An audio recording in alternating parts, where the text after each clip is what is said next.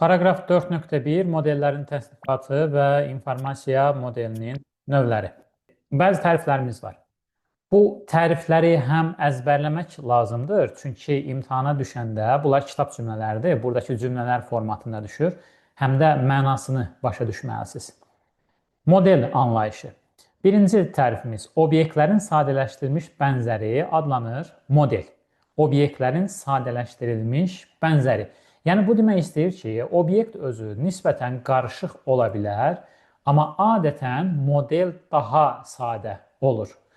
Misal üçün, sağ tərəfdəki avtomobil oyuncağına bir model kimi yanaşa bilərik.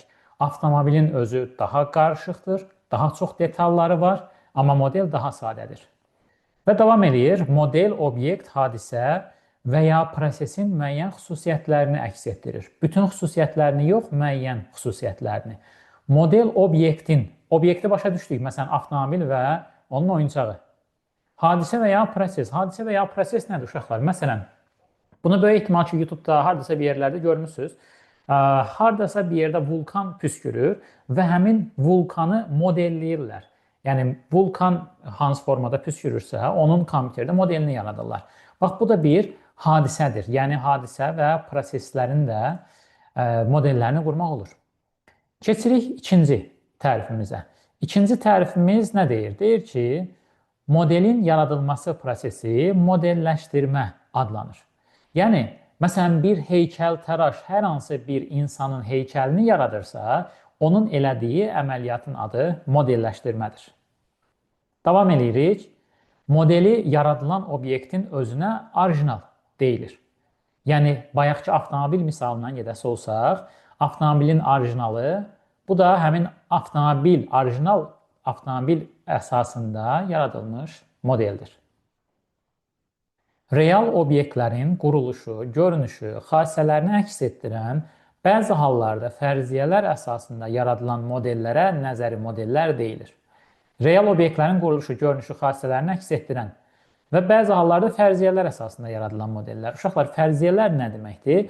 Bəzi hallarda elə olur ki, biz hansısa bir obyektin özünü müşahidə edə bilmirik. Məşhur bir film var, Interstellar. Böyük ehtimal ki, baxmısınız filmə. Orada qara dəliklərin modeli göstərilir. Amma həmin filmin çəkilməsi zamanı qara dəliklər müşahidə olunmamışdır. Sadəcə olaraq müəyyən hesablamalarla, müəyyən araşdırmalarla onun nəyə bənzəyəcəyini fikirləşmişdilər və kompüterdə modelini yaratmışdılar. Və bir neçə il bundan əvvəl qara dəliklər ilk dəfə müşahidə olundu, onları görə bildilər və baxdılar ki, həqiqətən də o modellənmiş formada görünür. Və son olaraq, bu artıq bir dəfə qəbulda düşüb, sonuncu xassəmiz, modelin orijinal obyektə uyğunluq dərəcəsi onun adekvatlığı adlanır. Yəni, sən hər hansı bir obyektə baxıb, onun modelini hazırlamısan. Əgər yaratdığın model obyektin orijinalına çox oxşuyursa, deyirik ki, adekvatlıq dərəcəsi yüksəkdir. Əks halda deyirik ki, adekvatlıq dərəcəsi aşağıdır. Elə sadəcə tərif olaraq düşmüşdü qəbulda. Modelin orijinal obyektə uyğunluq dərəcəsi necə adlanır? Bax, bu formada soruşurdu. Yəni, sadə şəkildə, amma mümkün qədər çalışın mahiyyətini başa düşməyə. İnformatikada heç bir mövzuya təkcə nəzəri mövzu kimi yanaşmırıq. Nəzəri olsa belə, onun detallarını tam başa düşməliyik.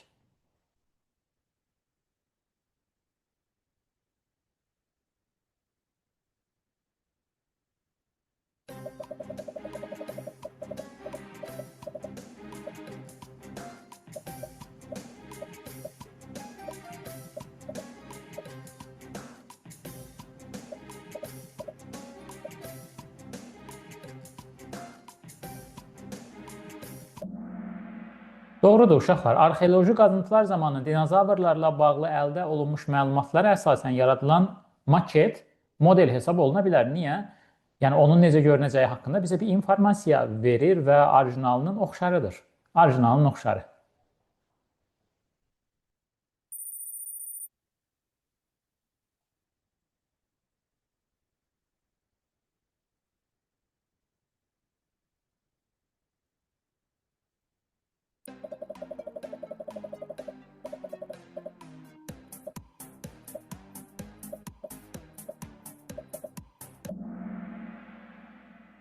Biraz əvvəl bunu misal olaraq dedim uşaqlar, kompüterdə real vulkan püskürməsinin vizual görüntüsünün yaradılması. Bu prosesin modeli hesab edilə bilər.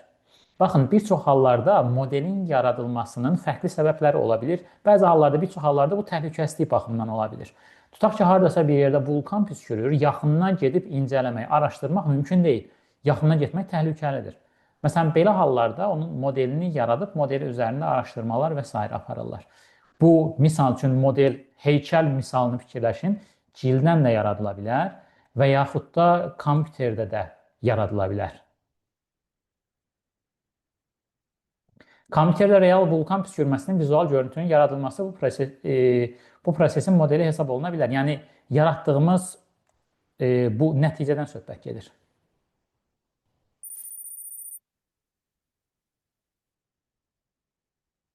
Uşaqlar, modelləri bir sıra xüsusiyyətlərinə görə hissələrə ayrılırlar, bölürlər. İlk olaraq biz modelin, baxın, bunlara diqqət edərsiniz. Evdə PDF-dən endirərsiniz, Udemy-dən PDF-dən baxarsınız. Modelin təqdim olunma formaları. Təqdim olunma formasına görə modellər maddi model və informasiya modeli olmaqla iki yerə bölünür. Bunlar çox sadədir. Əsas bu bölgünün adını yadda saxlamağınızdır. Məntiqi yadda saxlamaq olur. Baxın, maddi model obyektlərin xarici görünüşünü əks etdirir. Fiziki olaraq obyektin oxşarı olur. Ən yaxşı misal hamımızın bildiyi, gördüyü qlobus misalıdır. İnformasiya modeli obyektin xassələrinin təsviridir. Yəni, informasiya modeli bizə məlumat verir, amma xarici görünüş baxımından artıq obyektin özünə oxşamır. Ən yaxşı formada maddi model və informasiya modelini qlobus və xəritədən yadda saxlayırsınız. Belə deyirik. Deyirik ki, qlobus görünüş etibarı ilə fiziki olaraq yer kürəsinin oxşarıdır. Həmçinin təbii ki, onun üzərinə baxanda ölkələr, qitələr, okeanlar və s. haqqında məlumat da əldə edirik. Xəritə yenə də bizə məlumat verir. Düzdür, hansı ölkə hansına qonşudur, okeanlar, hansı ölkələrin okeana çıxışı var və s. Məlumat verir, amma xarici görünüş baxımından obyektin özünə oxşamır. Bunlar düşünürəm ki, sadədir, ona görə bu hissəni keçirik.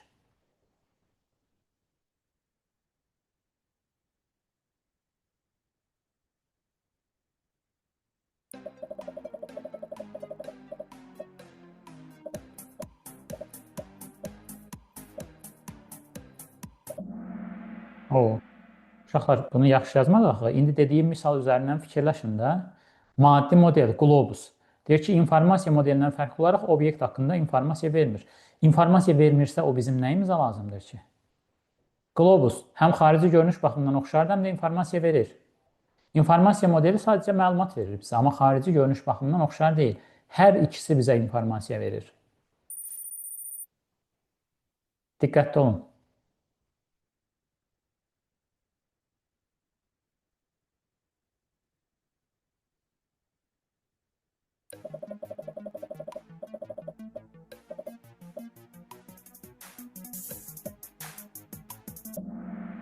Bax, bu doğrudur. İnformasiya modeli, məsələn, xəritə, xarici görünüş baxımından obyektə bənzəməsə də, onun haqqında bizə məlumat verir. Yer kürəsi xəritə kimi dümdüz deyil, amma xəritəyə baxanda müəyyən məlumatlar oradan əldə edə bilirik. Uşaqlar, gəldik növbəti mərhələyə, informasiya modelinin növləri. Birinci növbədə, bu dərsin videosunu çəkirik deyə çox dərinliyinə gedə bilməyəcəm. Bax, burada gördüyünüz məlumatlar orta məktəb kitabları əsasında hazırlanmış məlumatlardır. Niyə orta məktəb kitabları əsasında keçirik? Çünki qəbul proqramı 5-11-ci sinif orta məktəb kitabları əsasında qurulur. İnformasiya modelinin növləri olaraq burada gördüklərinizi siz əzbərləyəcəksiniz. Elə bunu da orta məktəb kitabından götürmüşəm. Başqa çarəmiz yoxdur. Amma bu bölgü tamamilə yanlışdır. Niyə yanlışdır, düzgünü nə olmalıdır? İndi bu bizim üçün maraqlı deyil. Çünki imtahana hazırlaşırsınız. Universitetdə bu mövzunu keçsələr, orada düzgün formatını sizə deyəcəklər. Hal-hazırda beynimizi qarışdırmaq istəmirəm. Sadəcə bunu niyə görə dedim? Bir çox hallarda olur ki, bunu belə öyrənirik, sonra universitetə gedirlər, orada düzgününü öyrənirlər, deyirlər, bəs o vaxt niyə belə keçmişdik? Məcburuq, uşaqlar. Nəzəri mövzularda xüsusilə 5-11-ci sinif kitablarında nə yazılıbsa, onları keçməyə məcburuq. Siz yadda saxlayacaqsınız, informasiya modelinin növləri sözlə təsvir, cədvəl, şəkil və sxem. Nümunə olaraq hər hansı bir şey haqqında yazılı məlumat hazırlayırsınız. Hər hansı bir şey haqqında. Burada misal üçün orta məktəb kitabında belə bir şey kompüter haqqında yazılı məlumat verilir. Kompüterlə bağlı, parametrləri ilə bağlı yazırsınız. Məsələn, Word-də yazırsınız. Bu informasiya modelidir və birinci növ olaraq göstərilib. Sonra, məsələn, kompüterin parametrlərini, istehsalçı tutaq ki, HP, RAM tutaq ki, 32 GB, video kart haqqında məlumat, prosesorun növü və s. Eyni şeyləri deyir, cədvəldə də verə bilərsiniz. Bu cədvəl formatında məlumatın verilməsi olacaq, növbəti bir növdür. Hər hansı bir şeyin şəklini çəkə bilərsiniz və ya xəritələr, sxemlər, bunlar da sxemə aid eləyiblər. Belə. Uşaqlar, başqa bir şey deməyəcəm. Onsuz da burada bir izah da verə bilmirəm, məlumatlar düzgün olmadığına görə. Buradakini yadda saxlayın imtahana qədər. Və keçdik növbəti hissəyə. Bu artıq həm tərif olaraq əzbərləməli olduğumuz, həm də məntiqini başa düşməli olduğumuz anlayışlardır. Çətin deyil. Burasında, buralarda bir yanlışlıq yoxdur, uşaqlar. Sadəcə bayaqki hissə ilə bağlı dedim onu. Modellərin, bax, istifadə sahəsinə görə təsnifatı və ya bölgüsü deyə bilərik buna. Nə var burada? Tədris modeli, təcrübi model, elmi texniki model, oyun və imitasiya modelləri. Bir-bir baxırıq. Tədris modeli. Coğrafiya müəllimi dərsdə mövzunu izah eləməkdən ötürü qlobusdan istifadə edir. Bax, istifadə sahəsinə görə artıq bu zaman siz qlobusa tədris modeli deyəcəksiniz. Təcrübi model. Model obyektin özündən əvvəl təcrübə məqsədi ilə yaradıla bilər. Buradakı nümunə üzərindən gedək. Baxın, bir şirkət gəmi hazırlayır. Zavod və yaxud da artıq nə deyirsinizsə. Amma elə bir gəmidir ki, bu modeli ilk dəfə hazırlayır. Və milyonlarla dollar xərc çəkəcək tutaq ki, həmin gəminin hazırlanmasına. Nə edirlər? Deyirlər ki, birdən gəmini hazırladıq, suda özünü istənilən formada aparmadı. Nəsə uğursuz bir şey oldu. Ona görə belə hər hansı bir məhsul istehsal eləməmişdən əvvəl onun kiçik modelini, az xərc çəkib kiçik bir modelini hazırlayırlar. Və artıq onun suda davranışlarını müşahidə edirlər. Əmin olsalar ki, problem yoxdur, artıq o, nə bilim, neçə milyon dollar xərcləyib orijinalını hazırlamağa başlayırlar. Və yaxud da siz bunu avtomobillərlə bağlı, əgər maraq dairənizdədirsə, görmüş ola bilərsiniz. Məsələn, avtomobillər kütləvi istehsala başlamamışdan əvvəl bir neçə dənə modeli hazırlayıb sınaq sürüşləri və s. təşkil edir zavod. Yoxlamalardan keçirirlər. Əgər hər şey qaydasında olsa, ondan sonra kütləvi istehsala başlayırlar. Yəni, təcrübi model hər hansı bir şeyi, məhsulu istehsala başlamamışdan əvvəl sınaq məqsədi ilə bir neçə nümunəsinin hazırlanmasıdır. Və elmi texniki model. Prosesləri və hadisələri tədqiq etmək, araşdırmaq üçündür. Baxın, belə bir şey deyim, uşaqlar. Tutaq ki, alimlər günəş sistemini və ya tutaq ki, hər hansı başqa bir sistemi, başqa bir qalaktikalar çoxluğunu analiz eləmək istəyir. Bu zaman onu modelləyə bilərlər, kompüterdə modelini yarada bilərlər. Günəş sistemi üzərindən gedəcəm, çünki bunu daha çox görürük də. Günəş mərkəzdə, digər planetlər onun ətrafında fırlanır və s. Bunu modelləşdirirlər və araşdırmalar aparırlar. Bax, Marsa uçuşuna bağlı bu Elon Musk'ın layihəsi və s. var, onları eşitmişsiniz. Bu kimi şeylərdən danışanda deyirlər ki, bəzi hallarda Yer və Mars bir-birinə çox yaxın olur, 2 ildə bir də səhv eləmirəmsə, və həmin vaxtlarda Yer-Mars arasında uçuşları həyata keçirmək daha yaxşı bir fikirdir. Yəni, daha yaxın olduqlarına görə az yanacaq sərfi ilə, az vaxt itkisi ilə gedib Marsa çatmaq olar. Bax, belə bir şeylərin araşdırılması və s. üçün bu tip modellərdən istifadə olunursa, bu olacaq elmi texniki model. Amma burada çox vacib bir şey var, uşaqlar. Baxın, əgər sizə test desə ki, tutaq ki, kosmik uçuşlarla bağlı Günəş sistemi modeli üzərində hesablamalar aparılır, araşdırmalar aparılır, bu elmi araşdırmadır da, düzdür. Bu zaman bu model elmi texniki modelə aid olacaq. Amma desələr ki, dərsdə müəllim hər hansı bir mövzunu izah eləyən zaman Günəş sisteminin modelini göstərirsə şagirdlərə, bax, bu tədris modeli olacaq. Burası çox önəmlidir, uşaqlar. Konkret olaraq modelə baxıb, tam %100 deyə bilmirsən ki, bu elmi texniki modeldir, yoxsa tədris modelidir. Əgər izah eləməkdən ötürü, məsələn, müəllim izah eləməkdən ötürü istifadə edirsə, olacaq tədris modeli. Əksinə, bayaq dediyimiz kimi, tutaq ki, Marsa uçmaq istəyirlər, ən optimal vaxtları hesablayırlar, digər xərcləri hesablayırlar, elmi araşdırma aparırlar. Bu olacaq elmi-texniki model. Və son olaraq oyun imitasiya modelləri.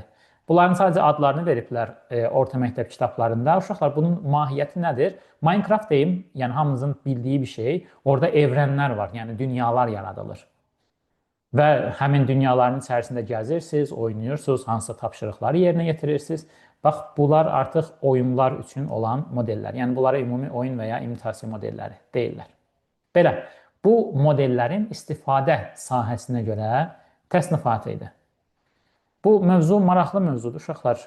Amma təriflər, qaydalar və s. onlar da əzbərlənməlidir.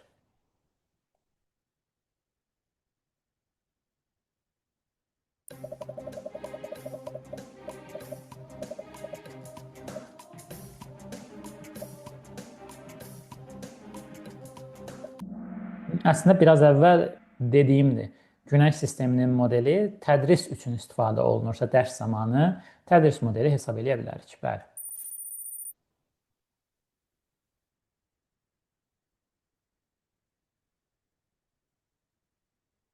Gərək başqa misallar deyərdim, hə?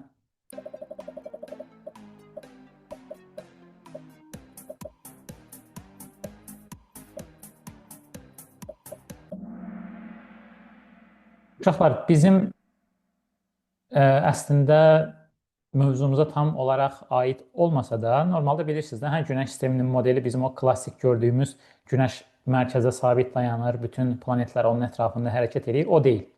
Əslində Günəş sistemi özü də hərəkət edir və normalda hal-hazırda ekranda gördüyünüz kimi bir görüntü var. Bilmirəm, orta məktəbdə bunu deyirlər, demirlər. Nəysə, davam edirik.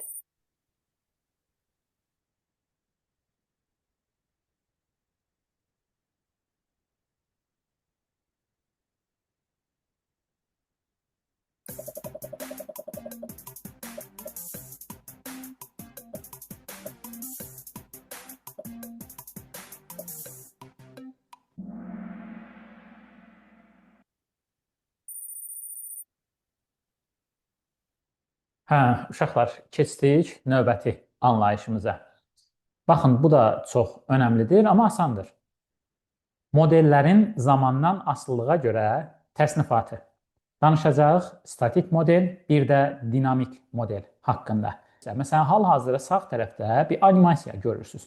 Yer kürəsi fırlanır, hərəkət edir.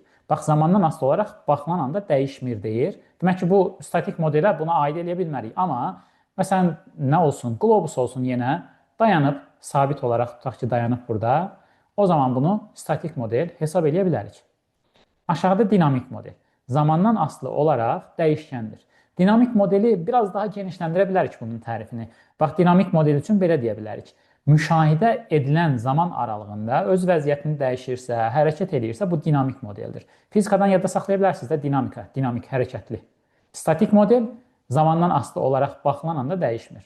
Əgər hər hansı bir obyekti, misal üçün 2 dəqiqə ərzində müşahidə edirsənsə, müşahidə müddəti ərzində heç bir dəyişiklik baş vermirsə, sən ona statik model deyə bilərsən. Amma deyirsən ki, mənim müşahidəm zamanı statik olaraq görünürdü. Müşahidə etdiyin zaman aralığında dəyişsə, dinamik model deyə bilərsən. Və davam edirik uşaqlar. Formal informasiya modeli. İlk öncə, əslində biz paragraf 1-də bundan bağlı danışmışdıq. Mən bu dərsin videosunu yerləşdirəcəm kanalda. İstəsəz videonu saxlayıb bunu tərif kimi qeyd edərsiniz. Baxın, uşaqlar, deyirik ki, danışan zaman istifadə olunan dillər, onların şifahi və ya yazılı forması təbii dillərə aiddir. Məsələn, Azərbaycan dili, İngilis dili, Rus dili, bunlar təbii dillərdir. Amma müxtəlif fəaliyyət sahələri üçün yaradılan dillər formal dillər adlanır. Məsələn, musiqidəki notlar. Notlarına nəsə bir şey yazırsınızsa, bu yazdıqlarınız formal dildir. Riyazi işarələr. Misal üçün A kvadratı plus B kvadratı bərabərdir C kvadratı yazırsınızsa, artıq bu düsturun özünə formal informasiya modeli deyə bilərik. Bax, bunlar formal dillərə aiddir. Aşağıdakı tərifə gəlirik. Formal dillər vasitəsilə qurulan informasiya modelinə formal informasiya modeli deyilir. Yəni, normalda bayaq yazdığım, məsələn, a kvadratı plus b kvadratı plus bərabərdir c kvadratı yazırsansa, kimyadan hər hansı bir reaksiya yazırsansa, bu artıq formal informasiya modelidir. Və ya Python-da kod yazırsansa, bu yazdığın kod formal informasiya modelidir. Və sonuncu tərifimiz. Formal dillər vasitəsilə informasiya modelinin qurulması prosesi formallaşdırma adlanır. Uşaqlar, nə formallaşdırmadır deyə bir sual olmur. Bax, buna diqqət edin. Yəni, sadəcə bunu salsalar, tərif kimi salarlar imtahana. İmtahanda tərif kimi soruşula bilər. Niyə görə deyirəm bunu? Bəzən belə bir testlər çıxır qarşımıza. Deyir ki, hər hansı bir teoremin riyazi dildə ifadəsi nədir? Formal informasiya modelidir. Yəni, sənə xüsusi olaraq desə ki, hal-hazırda müəllim və ya şagird bir riyazi düstur yazır, bu prosesin adı nədir? Yazma prosesinin adı nədir? Bax, onda formallaşdırma deyə bilərsən. Yoxsa da hansısa bir düstur, kimsə bunu yazıb formallaşdırma eləyib və s. Bax, elə yanaşmalar eləməyin. Yəni, əgər sualın cavabı formallaşdırmadırsa, o sənə mütləq deməlidir, vurğulamalıdır ki, hal-hazırda proses davam edir. Məsələn, hal-hazırda proqramçı kodu yazmağa davam edir, kod yazır. Hələ yazıb tamamlamayıb, yəni bunu vurğulamalıdır. Prosesə nə deyirikdirsə, onda formallaşdırma deyə bilərsiniz. Yoxsa da yazılmış, Python-da yazılmış kod hansına aiddir, nədir və s. belə suallarda formallaşdırma fikirləşmirsiniz. Python-da yazılmış kod nədir? Formal informasiya modelidir. Bax belə. Musiqinin notlar vasitəsilə göstərilməsi formal informasiya modelidir. Riyazi işarələr vasitəsilə hər hansı bir teorem isbat olunub, yazılıb, göstərilib. Bu nədir? Bu formal informasiya modelidir. Dediyim kimi, xüsusi testlərdə ola bilər, bunu soruşsun. Orada mütləq vurğulayacaq ki, hal-hazırda mən düsturu yazmağa, misal üçün, davam edirəm. Mənim gördüyüm bu işin adı, prosesin adı nədir? O formallaşdırmadır. Yəni, o sənə xüsusi vurğulamalıdır onu. Yoxsa bunu yazmırsan. Və baxın, müxtəlif informasiya modelləri və ya formal informasiya modelləri orta məktəb kitabında verilmiş nümunələrdir. Yox, hamısı yox. Bu orta məktəb kitabında verilmiş nümunədir. O birisi ikisini mən əlavə eləmişəm. Python-da yazılmış kod, hər hansı bir blok sxem və ya riyazi düsturlar, ifadələr, bunlar müxtəlif informasiya modellərinə aiddir.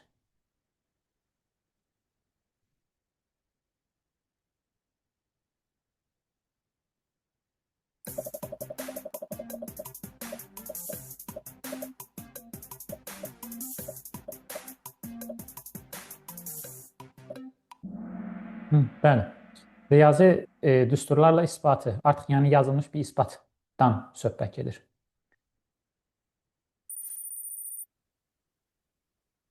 Uşaqlar, müxtəlif nəzəri modellər növbəti alt başlığımız belə adlanır. Burada sol yuxarı hissədə iyerarxik ağac modelini görürsünüz. Bu məşhurdur. Məsələn, orta məktəb kitablarında nəsl ağacı var. Səhv eləmirəmsə, tarix kitablarında, məsələn, tarixi şəxslər arasında əlaqə, bağlantı və ya onların ailə üzvləri nəsl ağacı vasitəsilə göstərilir. Bu ağacdır. Aşağıda isə bu ağacın, iyerarxik modelin sadə forması göstərilib. Sağ yuxarı tərəfdə gördüyünüz cədvəl informasiya modeli adlanır və bu da növbəti dərs danışacağımız aşağı hissədə olan qraf informasiya modelidir. Qraflar haqqında hələ ki çox danışmayacağım. Sadəcə olaraq qraflar bağlantıları göstərir.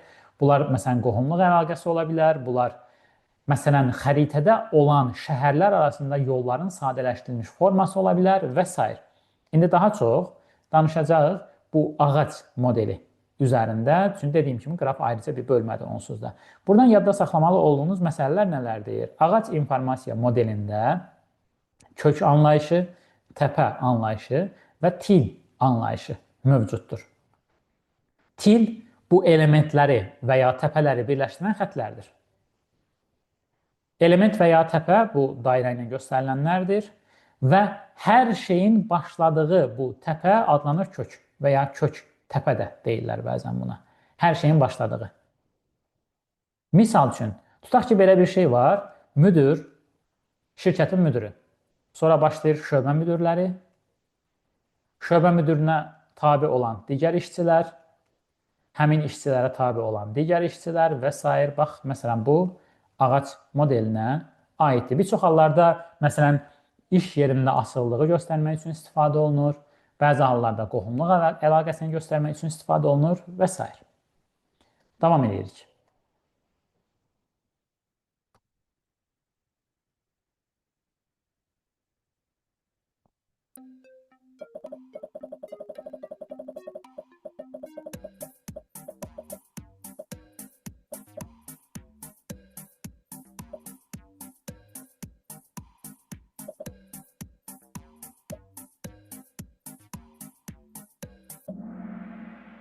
Uşaqlar, bunun qohumluq əlaqəsi və ya bu qırmızını müdür, digərləri ondan asılı olanlar, məsələn, müdürlər, şöbə müdürləri və s. kimi fikirləşə bilərsiniz. Bəli, ağac modelinə aiddir.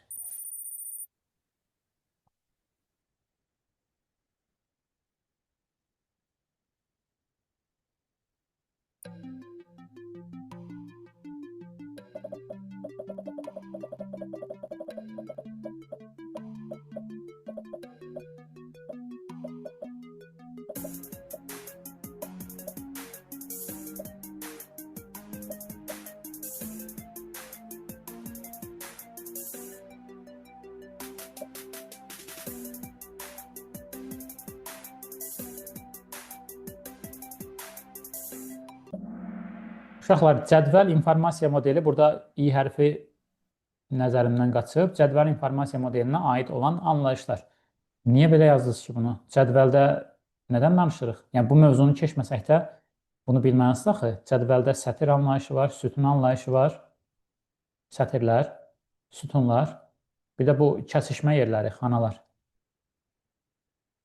Nə acayip yazdınız?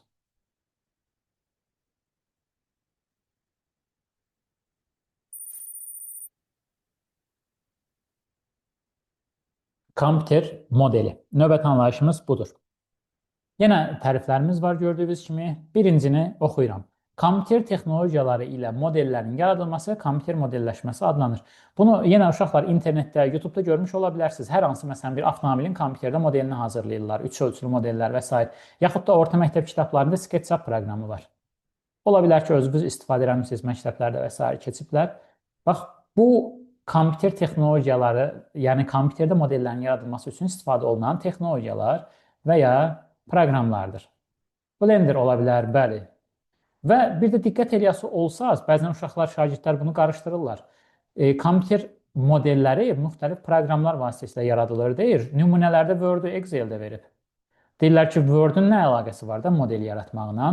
Biz biraz əvvəl danışmışdıq, uşaqlar, hər hansı bir obyekt haqqında məlumat vermək üçün sözlərdən də istifadə edə bilərsən. Obyektin xüsusiyyətlərini Word-də yaza bilərsən. Və yaxud da tutaq ki, hər hansı bir satış diaqramını Excel-də qura bilərsən. O diaqram da bizə bir informasiya verir də. Ona görə bu kimi proqramlarda da modellər, kompüter modelləri yaratmaq mümkündür. Cədvəl kimi, cədvəlin özünü də model hesab edə bilərik və ya cədvəl əsasında yaradılmış diaqramı da model hesab edə bilərik ki, satışı təmsil edən bir obyektdir. Tutaq ki, hər hansı bir şirkətin 6 aylıq satışları sütunlu diaqramda belə göstərilib, artmalar, azalmalar və s. bu şəkildə.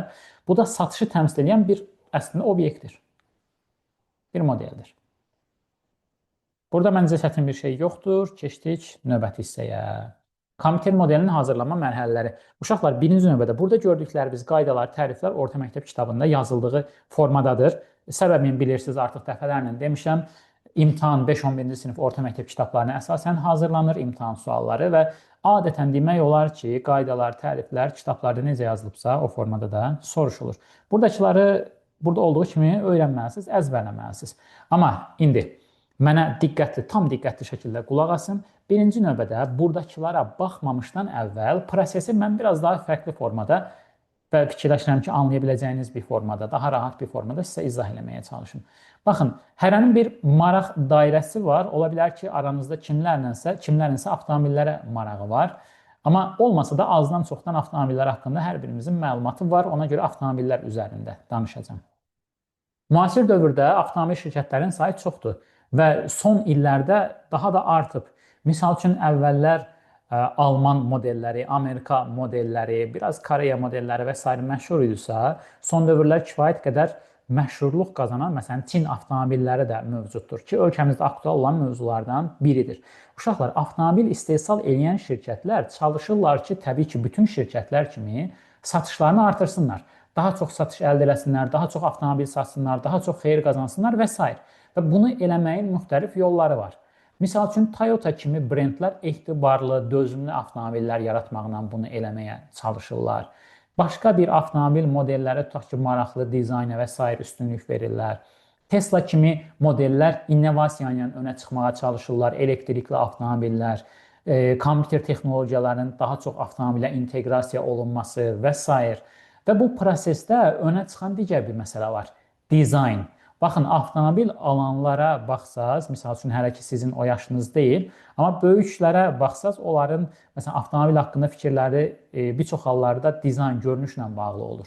Hansısa bir avtomobili seçəndə bir çox hallarda yaxşı görünür, dizaynı yaxşıdır, görünüşü xoşuma gəlir, belə ifadələr istifadə edirlər və avtomobil yaxşı göründüyünə görə onu seçirlər.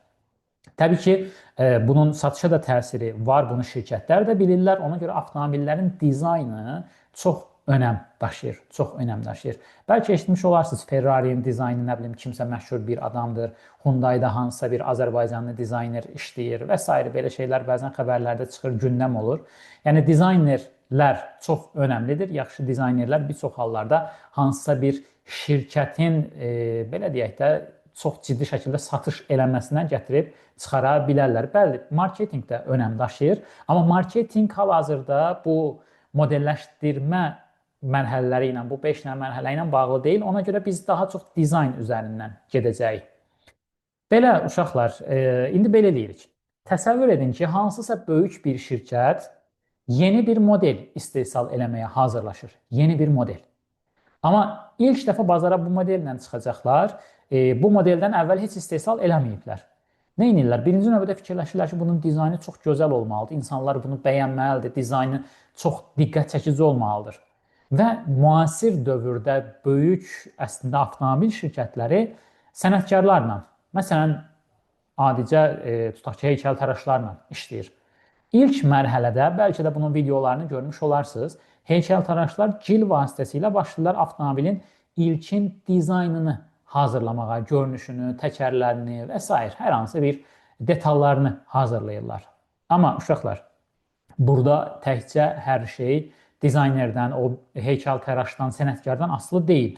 Çünki sənətkar avtomobilə elə bir dizayn verə bilər ki, orada motor ümumiyyətlə yerləşdirilə bilməz. Ona görə müəyyən bir yerdən sonra, müəyyən bir neçə mərhələdən sonra mühəndislər də işin içinə qarışır və mühəndislər ilə sənətkarlar, heykəltaraşlar, artıq adına nə deyirsinizsə, birlikdə avtomobilin dizaynını həyata keçirirlər, amma kompüterdə yox. Təəssüflər olsun ki, bəzən elə bilirlər ki, birbaşa çox kiçik işlərdə olur bu. Məsələn, mütəxəssis oturur kompüterin qabağında başlayır dizaynı verməyə. Amma çox ciddi, böyük işlərdə, böyük şirkətlər heç vaxt hər hansı bir obyekt, hər hansı bir avtomobil, başqa bir şey yaradırsa, birbaşa kompüterdə işləmirlər. Əvvəlcə onu çöldə hazırlayırlar, müəyyən toxunuşlar eləyirlər, detalları üzərində işləyirlər, sonraki mərhələdə kompüterdə dizaynın yığılması. Və baxın, heykəltaraşlar, mühəndislər artıq ölçülər və s. uyğun bir dizayn hazırladılar. Bura motor yerləşdirmək olacaq, avtomobilin digər detalları yerləşəcək və s. Növbə gəlir, çatır digər bir məsələyə. Uşaqlar, avtomobillərin üzərində son dövrlərdə xüsusən əyik xətlər, çox qeyri-adi qıvrımlar və s. olur. Və burada məsələ nədir? Bu qıvrımları, əyriləri, xüsusi o girinti çıxıntıları kompüterə başa salmaq lazımdır. Burada artıq riyazi düsturlar önə çıxır. Baxın uşaqlar, orta məktəbdə səhv eləmirəmsə belə idi. X kvadratı bərabər plus Y kvadratı bərabərdir R kvadratı. Əgər səhv yadımda qalmayıbsa, bu çevrənin tənliyidir. Biz sadəcə orta məktəbdə ola bilər ki, çevrənin tənliyini keçirik. Amma bütün o ovallar, müxtəlif şeylərin hamısının tənlikləri var bir formada. Hamısının tənlikləri var. Və məsələn, avtomobilin o təkərinin üstü olsun, digər əcaib əyri yerləri olsun, o maraqlı dizayna gətirib çıxaran hissələri olsun, onları düsturlar vasitəsilə ifadə etməyə başlayırlar ki, onu sonra kompüterə belə deyək, ötürə bilsinlər. Və artıq son gəldik növbəti mərhələ kompüterdə bu avtomobilin dizaynının qurulmasına. Avtomobilin dizaynı kompüterdə qurulur. Bu zaman o riyaziyyatçıların yazdığı müxtəlif düsturlardan istifadə olunur ki, tam olaraq çöldəki modeli birə-bir kompüterdə yarada bilsinlər. Daha sonra kompüterdə yaradılmış modeli yoxlayırlar, baxırlar, hər şey düzgündürmü, ölçülər düzgün ötürülübmü, hər şey qaydasındadırmı? Və bundan sonra adətən bir neçə dənə nümunə üçün avtomobili istehsal edirlər. Deyirdimi bayaq, yoxlayırlar görək özünü necə aparır və s.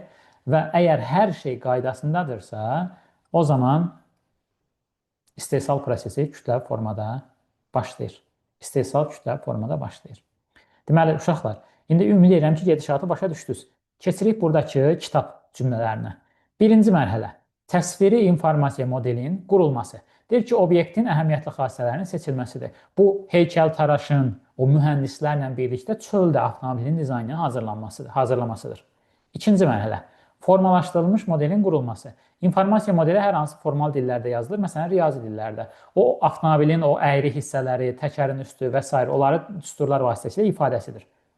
Və üçüncü mərhələ, kompüter modelinin qurulması. Artıq kompüterdə modeli qurulur, o düsturlar vasitəsilə tam olaraq görünüş kompüterə ötürülür, təkərlərin üstü, digər əyi hissələri və s. Və dördüncü addım, kompüter eksperimentinin aparılması. Deyir demək ki, kompüterdə yaradandan sonra təzədən bir də baxırlar ki, görək, ölçmələr aparırlar, hər şey düzgün kompüterə köçürülübmü?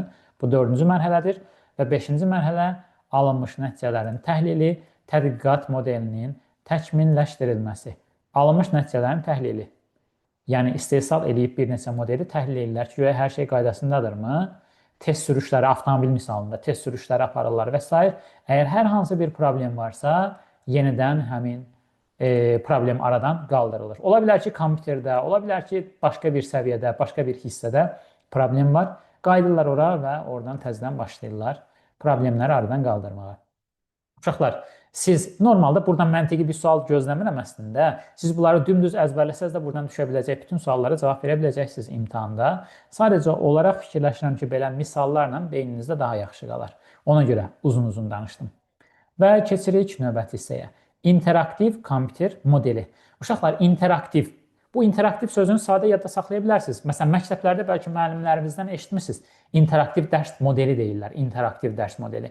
Və xüsusən Sovet təhsil sistemi ilə indiki təhsil sistemi müqayisə eləyəndə deyirlər ki, əvvəllər müəllim sadəcə danışırdı, şagirdlər sadəcə dinləyici idi, dərsin gedişində aktiv iştirak eləmirdilər. Amma hal-hazırda dərs modelimiz interaktivdir, şagirdlər də aktiv iştirak edir və s. Bax, bu artıq interaktiv dərs modelidir. Amma biz burada bu sözü interaktiv kompüter modeli olaraq birazca fərqli formada istifadə edirik. Və deyir ki, tərifimiz, insanla qarşılıqlı əlaqə qura bilən qurğulara və ya proqramlara, interaktiv qurğular və ya proqramlar deyilir. Məsələn, kompüter interaktiv bir qurğudur. Sən ona əmr verirsən, komanda verirsən, o sənin əmrlərinə qarşı reaksiya verir və s.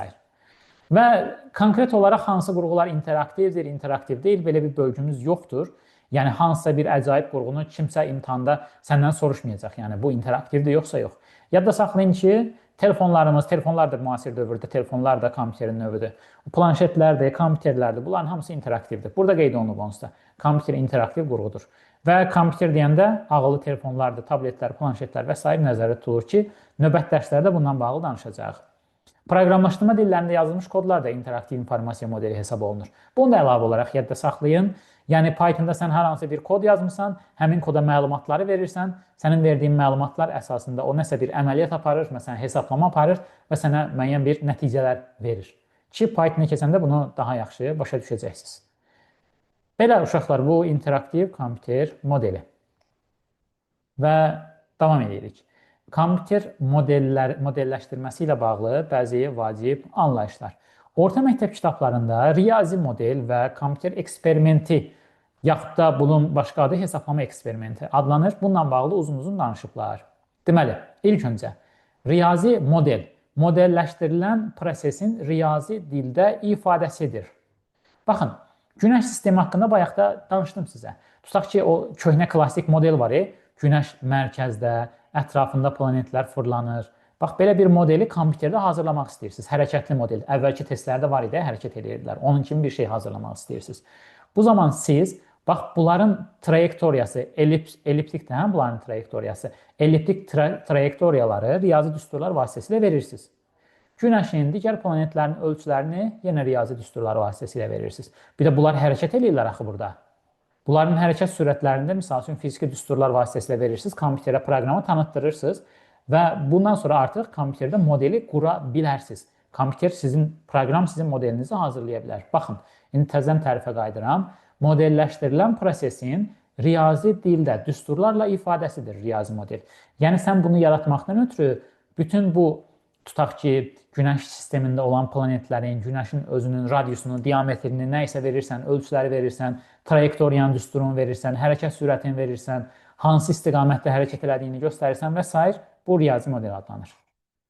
Riyazi modeldən istifadə etməklə sistemin davranışının, bax, dediyimdir, kompüter modelini, biraz əvvəl şəkillərdə gördüyünüz animasiyaları hazırlamaq mümkündür. Bu belə. Və keçirik ikinciyə. Kompüter eksperimenti və ya hesablama eksperimenti modelləşdirilmiş sistemin davranışı, hərəkətləri haqqında, bax bu sözə diqqət edirsiniz, proqnoz vermək üçün aparılan hesablamalardır. Proqnoz vermək üçün aparılan hesablamalar. Misal üçün, sabah hava necə olacaq və ya 5 gün sonra hava necə olacaq? Telefonlarımızda bizə bu sadə bir formada göstərilir. Amma arxa planda bu proqnozu vermək üçün çox ciddi şəkildə hesablamalar gedir. Böyük nəhəng proqramlar hal-hazırki havanın vəziyyətini analiz edir, küləyin sürəti, istiqaməti, belə davam eləsə bir neçə gün sonra, bir neçə saat sonra, məsələn, bir həftə sonra havanın vəziyyəti necə ola bilər, bunu proqnozlaşdırır. Bax, belə şeylərlə nəzərə saxlayın bunu, yadda saxlayın. Kompüter eksperimenti və ya hesablama eksperimenti. Modelləşdirilmiş sistemin davranışı haqqında proqnoz vermək. Yəqin ki, indi suallarımız gəlməlidir. Diqqətli olun.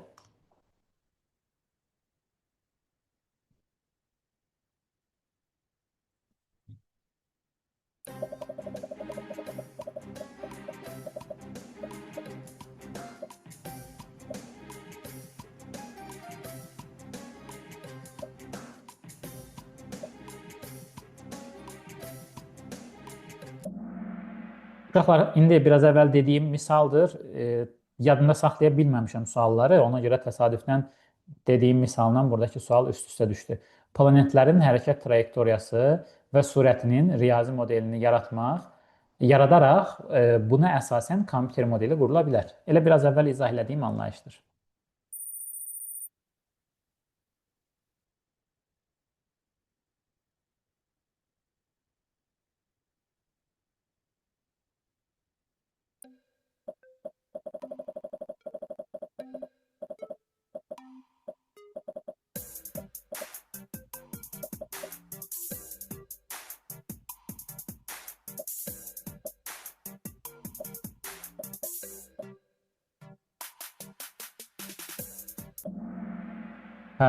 Uşaqlar, mən sizə biraz əvvəl hava haqqında proqnoz dedim. Bax, burada da proqnoz deyir.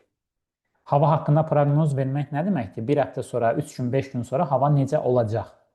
Burada da riyazi olaraq, yəni alimlər misal üçün otururlar, bu asteroidin hərəkət trayektoriyasını, istiqamətini, sürətini hesablayırlar, yerin hərəkətinə baxırlar və müəyyənləşdirməyə çalışırlar ki, bu yerlə toqquşacaq, yoxsa yox. Bu da biraz əvvəlki qaydamıza uyğun olaraq, yəni yenə də proqnoz verməkdir. Ona görə də adlanır kompüter eksperimenti və ya hesablama eksperimenti. Və artıq yekunlaşdırırıq, baxırıq nəticələrimizə. Anar, Zəhra,